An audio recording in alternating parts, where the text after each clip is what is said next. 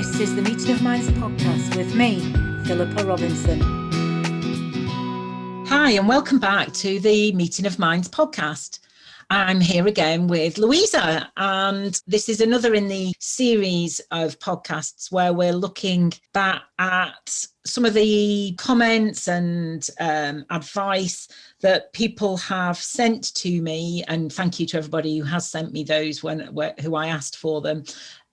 Sent me advice that they would either give their 20-year-old self if they could go back and see that person, or things that they felt that were good that they did in their 20s, or just generally thinking back over their 20s and what they learned, what they wish they'd learned, what they hope other people can learn. So all sorts of things. And following on from the talk that Luisa and I had about travel, because a lot of people talked about travel, today we're going to talk about another common thread that ran through what quite a lot of people said to me, which was about trusting your instincts.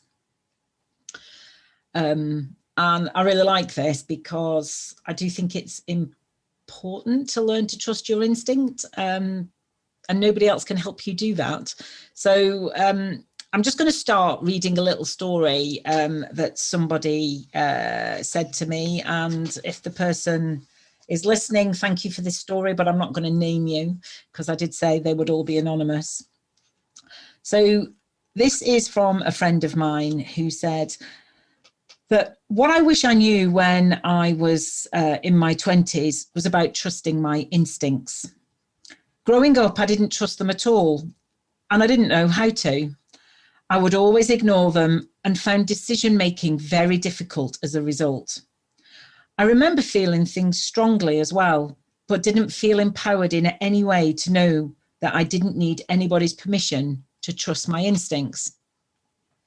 I remember when I started to become aware I could trust them. I was working at a local theatre in my early 30s and agonising over a decision. I had a meeting with the new executive director, who was female and the same age as me. I respected her hugely.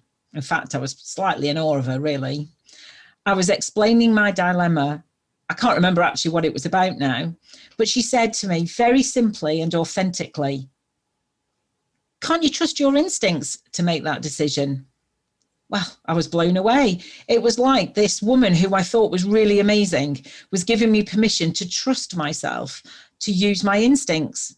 Evidently, she'd done this, and that's why she was running the organisation I worked for, and she was in her early 30s.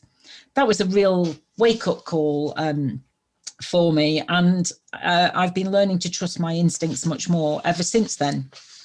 Actually, she didn't write those last few words to me. I've added them on the end, but I know that's what she where that lovely lady is at, and it's really interesting. I think I don't know about you, Luisa. I'm really interested to see what you're going to say about this, but I think I'm with that person there that I'm not sure I was very good at trusting my instincts. Certainly my childhood didn't give me chances to learn those things.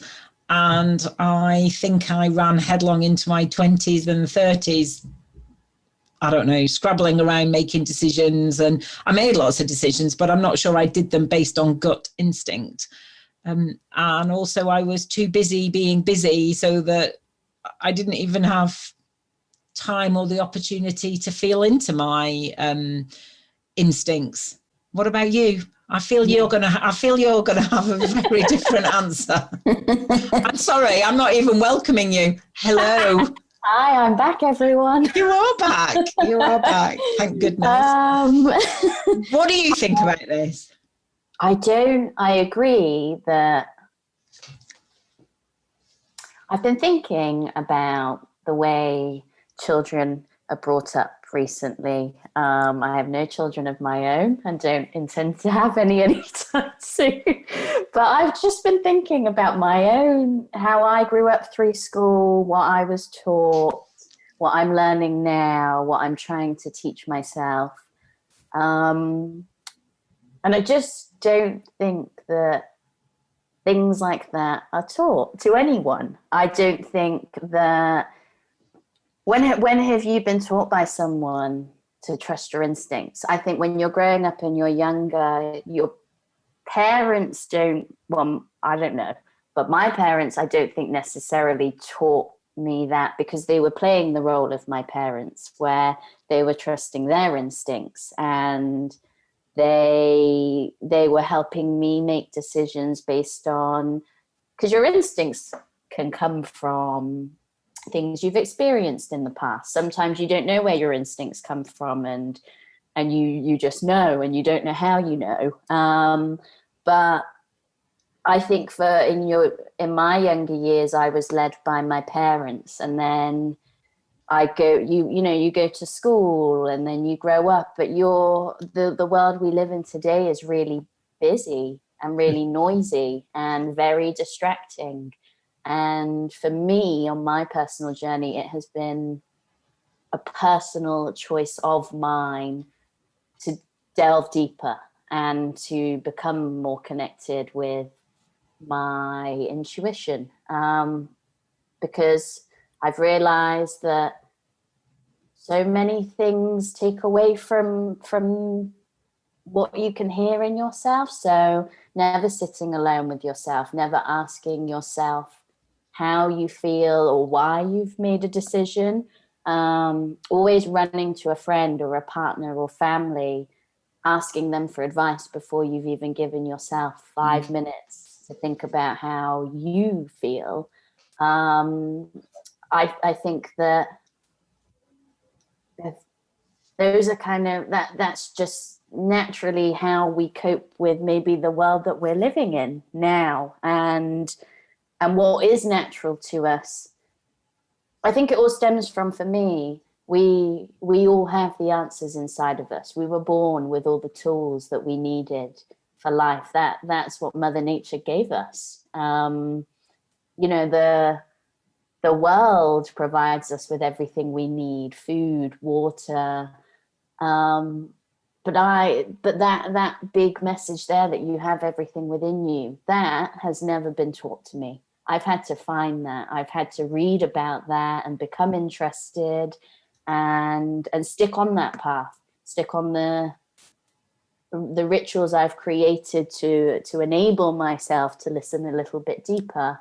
So I think that it's a big struggle that lots of people carry with them. And I still carry that too, knowing the difference between your fear and your instincts. Again, really important, not something we're taught how to deal with. I don't feel like I was taught to deal with my emotions as a child or as a young adult. So I can fully appreciate why someone at that age would feel that way. And also, yeah, I don't know, it's a big change in mentality when you accept that you don't need to even consider anything outside of yourself. In that split second before all your thoughts have rushed in, that's your gut feeling usually. And it's quiet. It's just making sure that you're in a quiet enough space that you can drown out all of those thoughts that came flooding in, and go back to those initial few seconds. How did I really feel? Or like that method where you've got two options and you can't make a decision, and you flip a coin, because that's not telling you necessarily the answer. It's telling you whether you like the answer or not. And that for me comes from my gut. If I get the coin lands on the side that I'm, not so excited about, that's my answer. My gut's not excited about that. And therefore the other option is probably the one that I should go for. Yeah, I know what you mean. Totally. It's been really interesting listening to you and actually ruminating over what I said about I don't think I had much of a gut instinct, and actually I've decided in a few seconds that that's a load of rubbish. Of course. I think actually maybe my gut instinct in some ways is partly what's carried me this far, but because it's very different to your thinking head.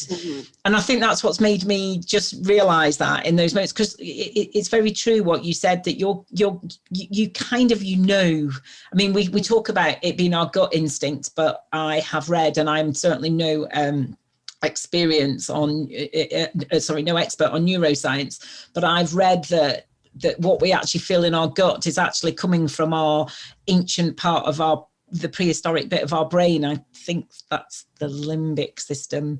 I think I could be talking, but actually it comes from somewhere very sort of primeval, like that there is a real part in us that knows, like you said, we have everything inside of us, and we sort of know what is right for us, what the right decision is.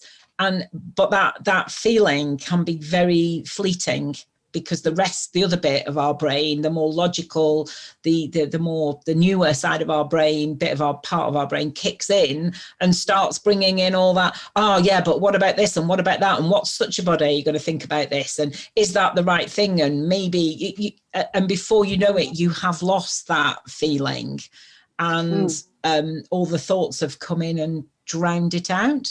And I do trust my gut, actually. And I do, despite having led a very busy life, busy, keeping busy to drown out the feelings, actually my gut instinct has sort of kept a voice, which I'm only realizing this as we're talking about. It's really interesting. But if I got to a point where I couldn't quite decide between two options, I would do something like that, flip a coin or ask somebody, or because it's not that I would go with what they said, but their reaction or what side the coin landed on, my gut would be able to tell me whether that is actually what I wanted. Because either you go, yeah, great, what a relief, that is the answer I wanted, or you go, no, I don't want that one, I actually want the other one. Exactly. And I'd ask somebody, what do you think? I don't know, shall I wear the green top or the red top? And they'd go red, and I'd go, oh no, I want to wear the green, and put the green on. And then some people can be a bit offended that you've not gone with their choice, but it's actually, no, that really helped me. It's not that I actually wanted. I did want your advice, but that was to help me tune into actually what I really want. Yeah. Does that make sense? Have I just rambled massively there? Does that make sense? That makes sense. And I remember when I was on a course once, and we had to choose, there was 20 of us, and we had to choose which tutor we wanted. So the two tutors left the room, and when they came back, we had to have 10 sitting on one side of the room and 10 sitting on the other side of the room. And we had to negotiate it between us if it wasn't an easy split. And originally the split was quite, it was going quite well. And then there was a few people on the fence. And I think I knew I was one of the ones that went one side, and then there was one person who just could not decide, and they were sitting there in the middle of the room on the floor going, I can't decide which room, because there was one space on one side, and obviously there was no space on the other side, but they were feeling the pressure to go but just because they were last didn't mean that they couldn't have the choice. And the whole point was, look, make a choice. And if you come over here, so it's 11-9, then somebody in that 11 has to decide to move. And there was people on the other side saying, look, if you want to come here, I don't think I'll mind going over there. So you just decide which one you want, and then we will work out what the decision was.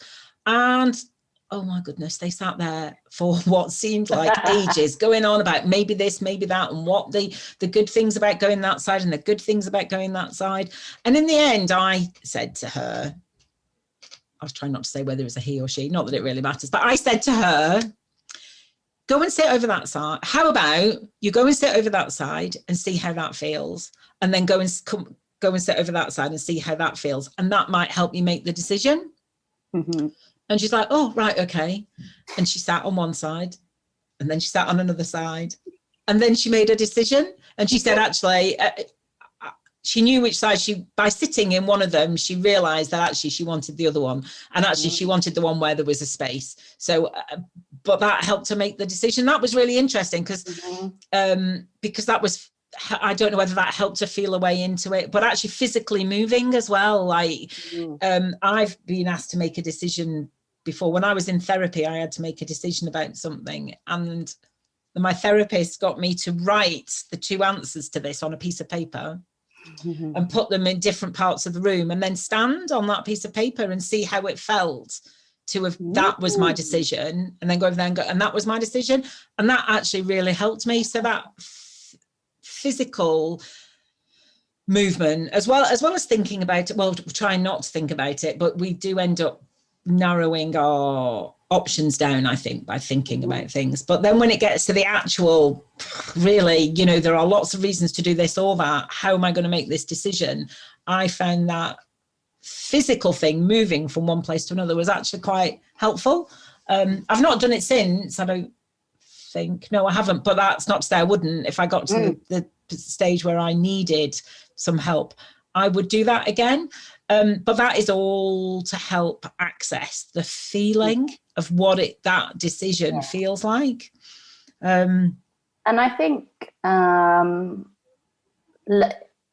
you might not always use that technique, but you may not always need it, because I think that it's a journey of learning to trust yourself. Trust yourself to make the right decision. And I'm like that. You know what I'm like. I want to think about everything, because I want to know in my heart that I am making the right decision for me. But that takes away from your gut when you're overthinking, because your fear takes over. And then you're up against that battle of distinguishing between fear and gut instinct. And so for me, there's loads of ways, though, that you can, loads of techniques that we can use. So yes, you can go and stand in that part of the room, or on the wording, or you can close your eyes and imagine yourself in both of those, both of those options, and what feels comfortable. But again, going back to the body and everything, all the answers being inside, the mind and the gut are so heavily connected. What we feed ourselves on a daily basis, that makes a difference to how detached we are from our gut instinct and how our mind's working. And yeah, I don't know. I think from what I've learned, for me, it's when I'm not listening to my gut, I'm not trusting myself enough. And yeah, that's been the big thing for me. It's not having developed trust in yourself to make those decisions without fear that, and trusting life. I had a big moment in my life where I didn't trust my gut, and it was before the start of a relationship. And I knew my gut my instinct has been strong, especially with people. When I meet new people, within the first 10 minutes, I usually have a feel for whether we'll get along, if we'll be good friends, all of those things. I keep that always comes up for me. And so I was about to enter into a relationship, and my gut started churning, and I thought, there are many reasons why this probably isn't the right relationship for me. But I had come out of a really long-term relationship when I was really young. In all of those years, lost sense of who I was. So how could I trust myself? I didn't even know who I was anymore. And because of the scenario, I was young as well. I was 18. So I kind of wanted to break away from the norm and wanted to break away from what everyone was telling me to do. So I didn't trust my gut. And, I actually had a very happy relationship for, say, 2-3 years.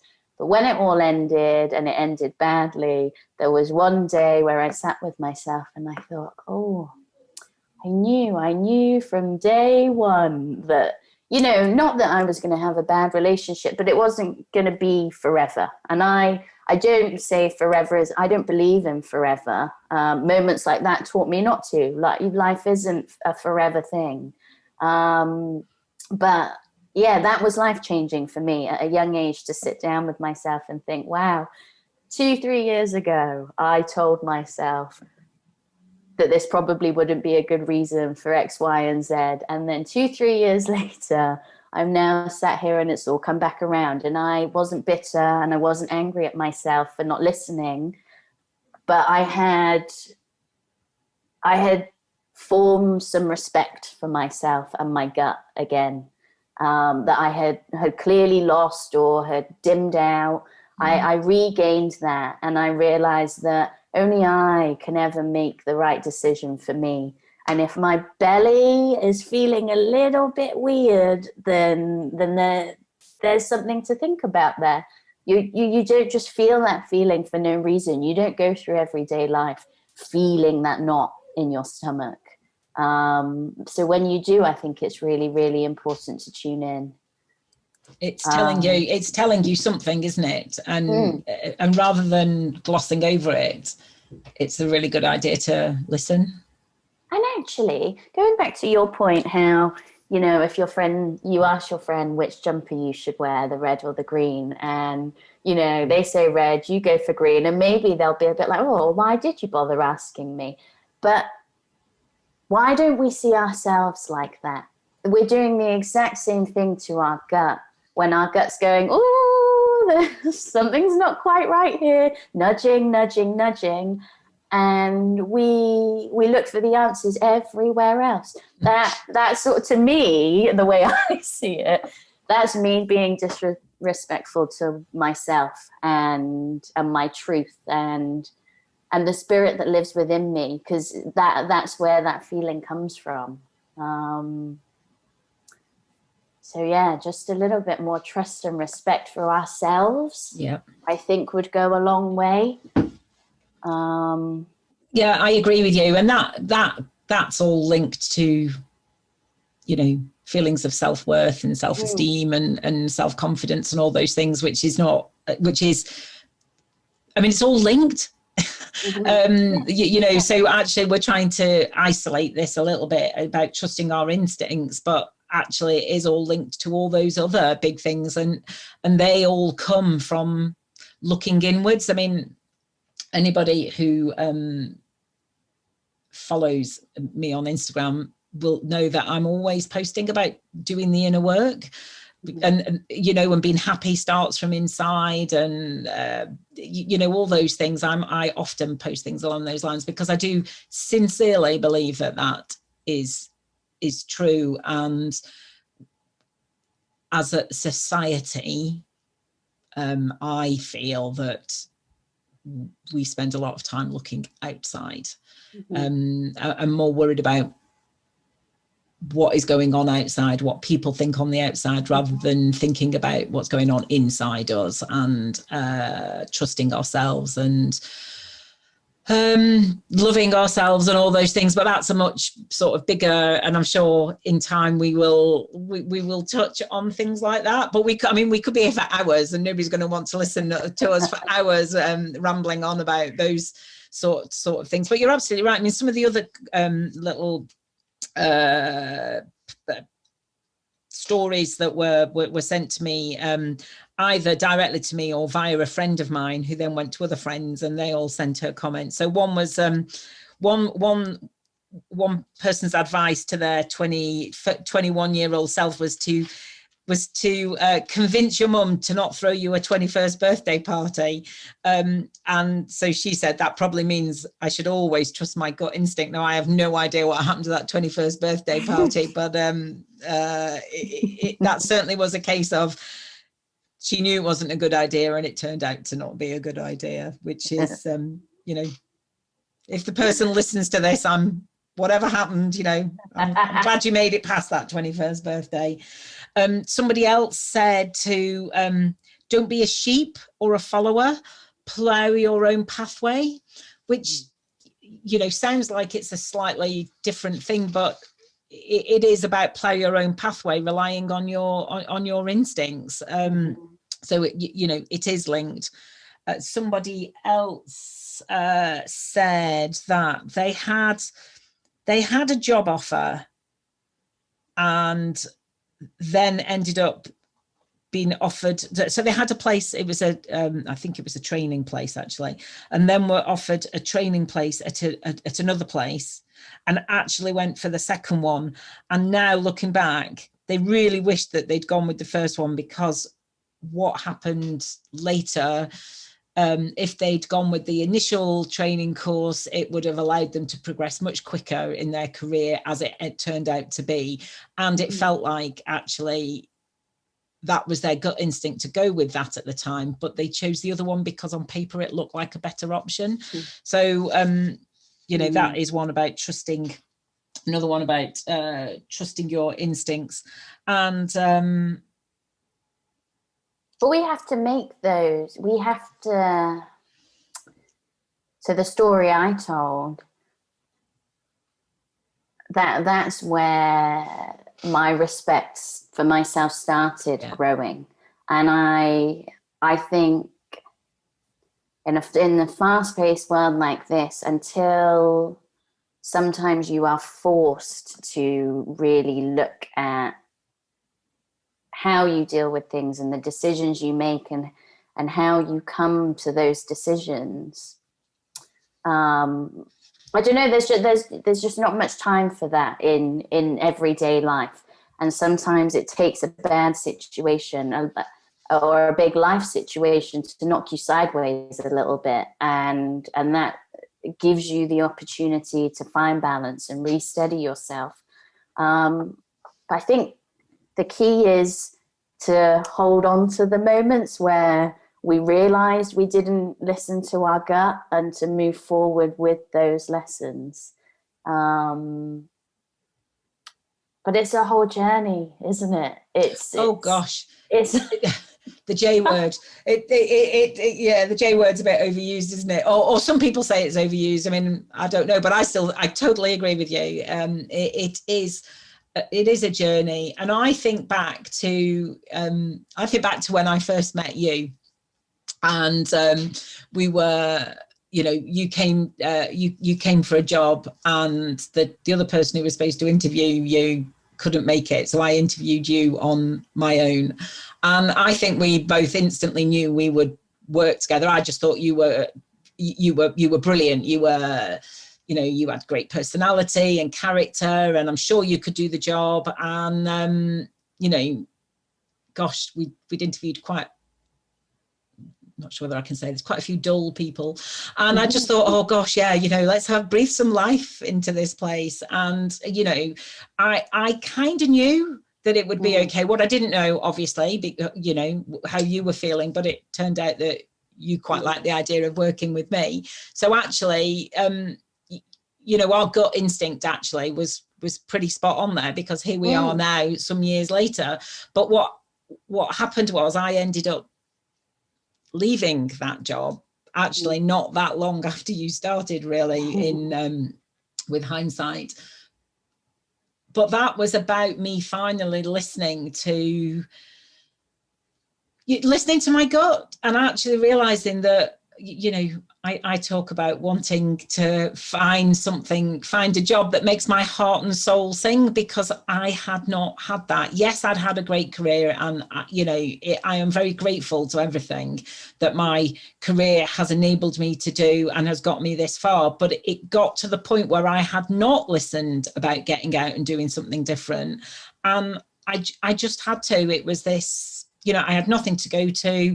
I was at the tail end of a breakdown, but I had to do that because, life's too short.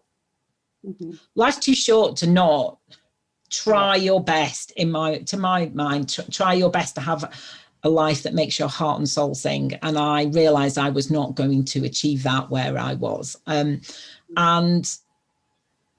that was a real leap of faith. Because I leapt out of, what had been a great position for me. I loved it in lots of ways. And it was a real leap of faith, but it was following what my gut instinct was telling me to do. And yeah, it was pretty huge. But it felt really good as well. It felt the right thing, much as it felt huge, much as it was like, oh my goodness, what is going to come of this? What is going to happen after this? But all that sort of paled into insignificance, really, because I knew it was the right thing. I knew it was the right thing to do. And I don't regret it one bit. And we're now, 2 years after that? Probably. But how can you regret something? So I think when you're listening to your instinct, you are living truthfully to yourself, even if it's scary to begin with. And, the world works in funny ways. Like, yes, you left me very soon on. I know. You also, when I met you, I had come back from traveling and I was finding it really, really difficult to find a job in Bristol. And that's one of the main fears about traveling is, what do you come home to? How do you start again? And I was working a temp job in an office it was a really young office, actually, lots of young people. So originally I thought, I'll get on okay here. Everyone's the same kind of age. And after the first week, I hated it. It was a horrible atmosphere. It was almost like being back in the school playground. And so after my interview with you, and I remember I said to you at the end, which I don't advise anyone to say, really. But I said to you, go. You said, where are you going now? And I said, I've got work. I was doing this before I started. And you went, have a good day. And I was like, well, I kind of wish I was staying here with you. And I wouldn't, that's not something you would say to someone interviewing you. And I said, I shouldn't have said that, but and I'm learning to live like that. I speak my truth more and more as I get older. If it just falls out my mouth, then so be it. But you, in that moment, gave me a glimmer of hope. When I looked at the job spec, I was like, oh God, law firm? I didn't know anything. But we got on well. And I felt that you put your trust in me because I came to your door being myself, being honest and open. And I think, I don't know, but I think it was my personality that caught you and that made you think, well, actually, even if she doesn't know all the work, I'm a happy person. I'm a smart person. I'm willing to learn. And I think I put myself out there that day to show you that very honestly and very openly, and you received it. Absolutely. I totally agree with you. It was all those things. And it's funny, isn't it? Thinking back, I just knew, and I just knew that I thought we would get on. I thought you'd be a real asset, which you were and still are, because obviously you're still there.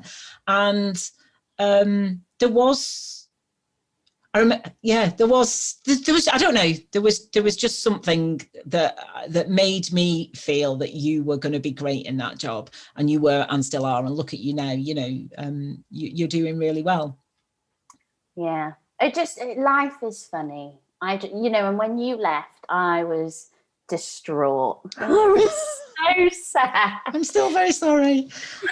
But that is life, and how nice for me to be part. Oh, here comes the word, the journey. Yeah. Part of your journey and being part of your realization that you wanted to move on. And for me, that was comforting, because when I met you, and I obviously still feel this way now, but yes, you are older than me, but I look up to you with respect, and I come to you with any problems I have, or if I need someone to just talk things through with, because I know you'll give me an honest answer.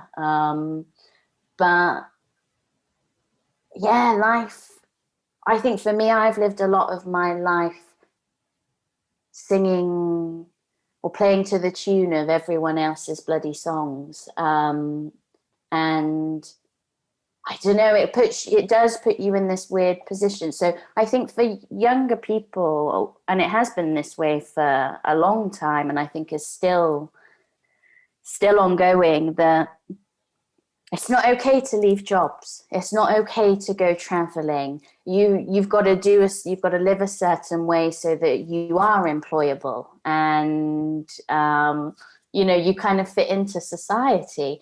And that doesn't work for me.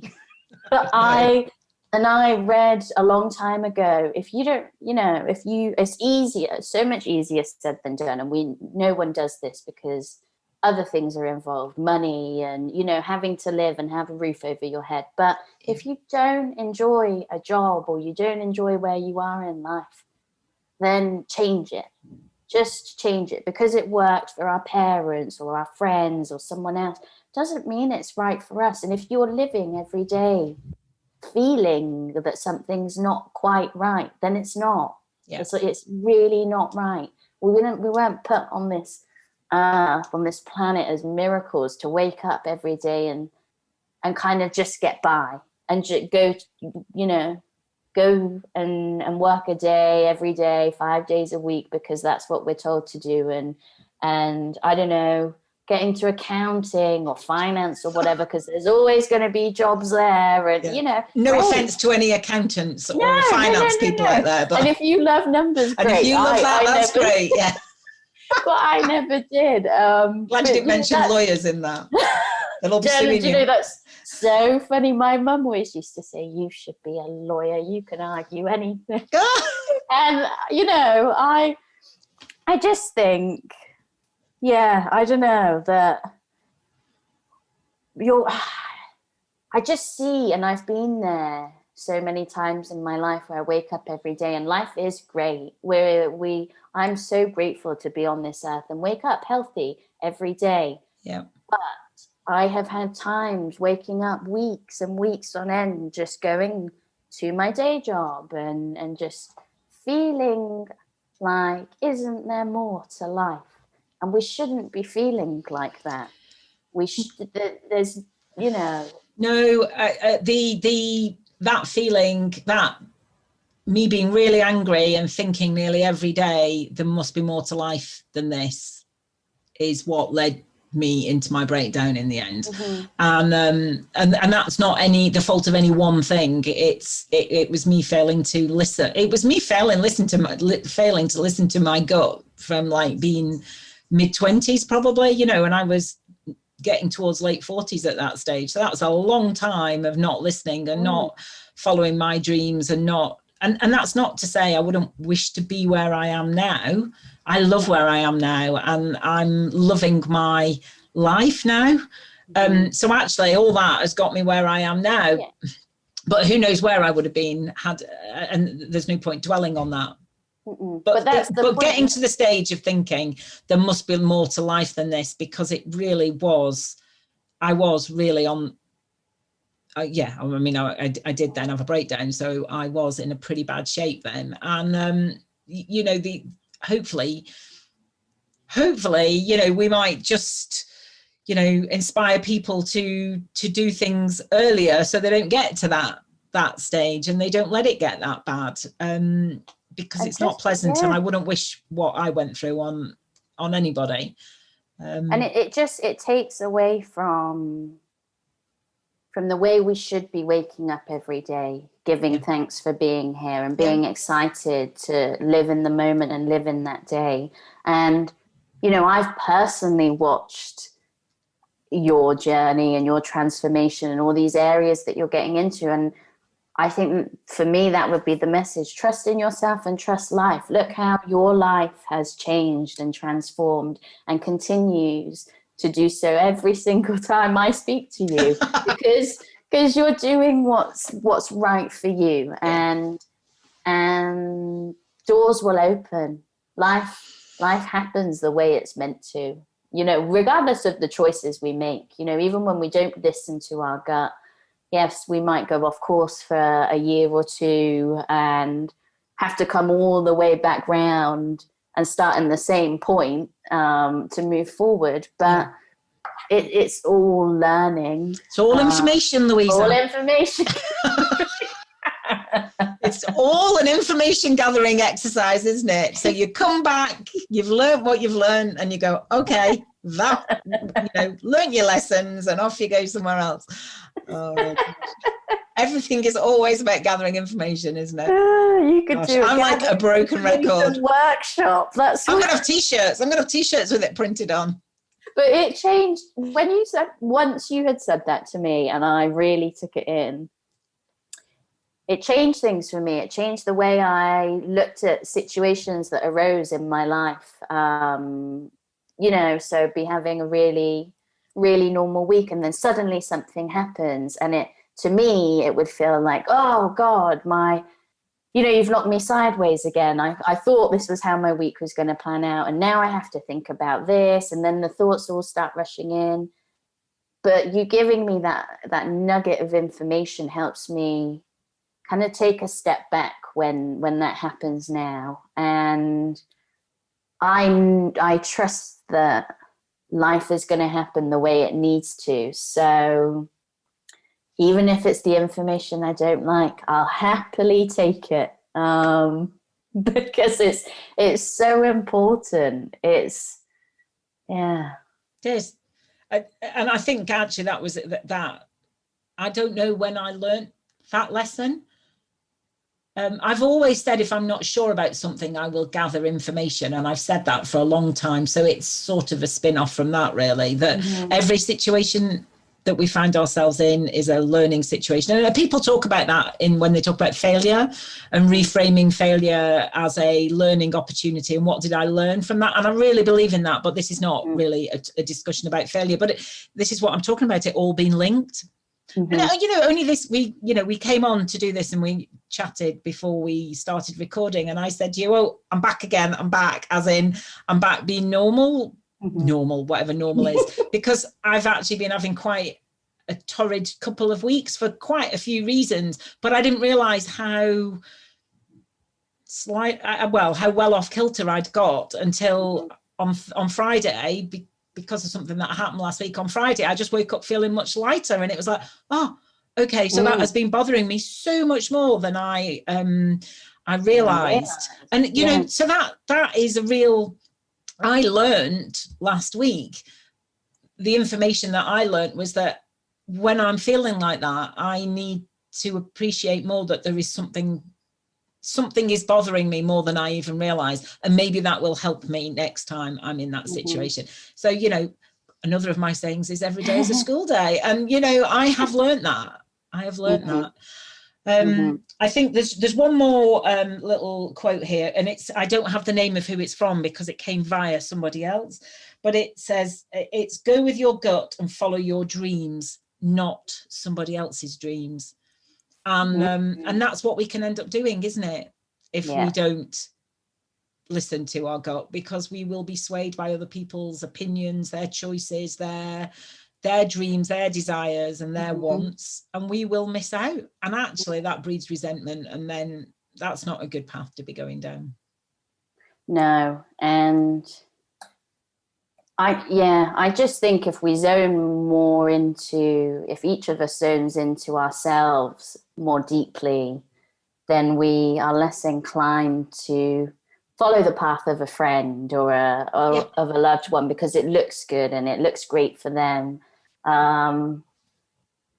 It's just, I mean, nobody can know us like we know ourselves. So we can ask somebody what somebody else thinks, but they can only give us their perspective on it, much as they can try and empathize with us and put themselves in our place and what would they do if they were us. They're not us. And the only person who can truly understand that is us. So if we can take time to understand ourselves better and learn about ourselves and listen to our gut, then maybe we can make decisions from that inner place, which will lead us into a more fulfilling life, maybe. And also let go of the idea that someone may not like the decision we come to.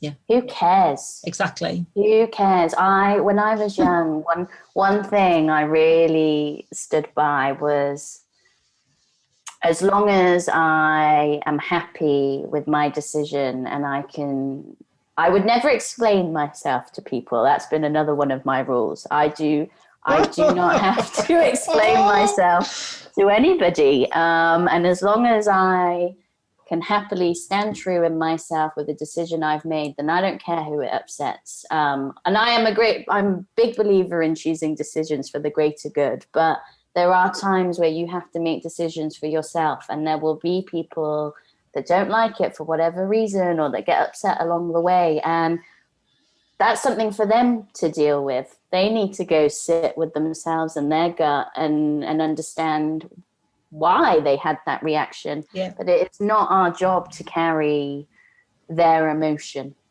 And I think that's so much easier when you can hand on heart say, well, I've made this decision for me. Yeah. I've thought long and hard about it, and this is what's right for me. And then everything else just kind of falls to the side. Nothing matters. I think that feeling of truth, when it shines through, is really strong. And it's hard to let it shine through, and it's hard to let it fully shine through. But when you catch a little glimpse of it, it's actually very addictive to feel that truth within yourself. It is, you're right. And who wouldn't want more of that? Yeah. I think we'll end here, because we could talk for hours, as we do. And thank you. I think that's fabulous. You inspire me all the time. I just think. And as do you. Yeah. And that's. It just. That's what this podcast is for. Isn't it? Is. So hopefully, if we can inspire each other, maybe we can bring a little smile to people's faces, and a little bit of something to think about, maybe. If not a bit of inspiration, let's aim high. Let's hope we can bring a bit of inspiration. Yes. Trust in yourselves, everyone. Absolutely. Thank you very much. Thank you to everybody who has listened. And we'll be back soon with another episode. Bye. Bye.